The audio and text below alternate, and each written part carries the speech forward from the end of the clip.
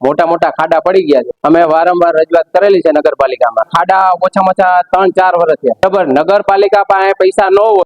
आप देख रहे हैं देश का विशाल नेटवर्क इंडिया टीवी लाइव, सच्चाई की सही आवाज। જેતપુર સ્ટેન્ડ ચોકથી સારણના પુલ સુધી રોડ રસ્તા અતિ બિસ્મારને લઈને પેસેન્જર રિક્ષા ચાલકોમાં રોષ। રોડ રસ્તામાં મસમોટા ગાબડાના કારણે રિક્ષા ચાલકોના વાહનોને થઈ રહ્યું છે નુકસાન। રિક્ષા ચાલકો મસમોટા ખાડાઓને કારણે રિક્ષાની એક્સેલ્સ તૂટી જવું, આગલા વ્હીલમાં નુકસાન થવું સામાન્ય થઈ ગયું છે। રિક્ષા ચાલકો પેસેન્જર ભરીને જઈ શકતા નથી।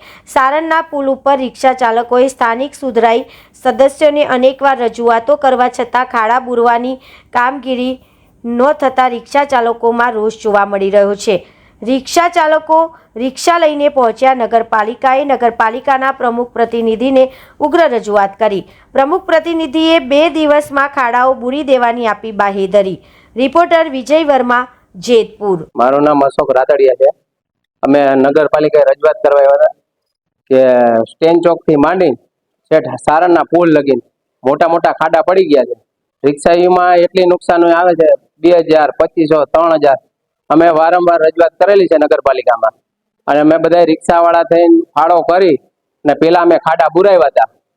ત્યારે અમે મજૂર રાખ્યા હતા, બધા રિક્ષાવાળા 50-50 રૂપિયા આપ્યા હતા અને આ ખાડા ઓછામાં ઓછા 3-4 વર્ષ છે।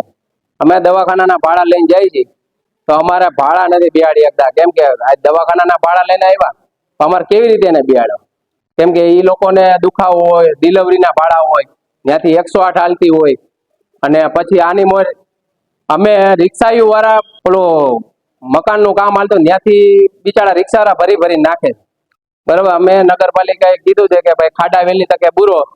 બરાબર, નગરપાલિકા પાસે પૈસા ન હોય તો અમે એને ફાળો કરી દેવા તૈયાર છે એ બધે। બરાબર, કે અમારે હોસ્પિટલે કેવી રીતે નગરપાલિકાને કહે અમારે ખાડા વ્યવસ્થિત અને સારું કામ જોઈ। તમે લોટ પાણીના લાકડા કહીશો તો આમાં નહીં હાલે અને અમે હલાવાય નહીં દઈ।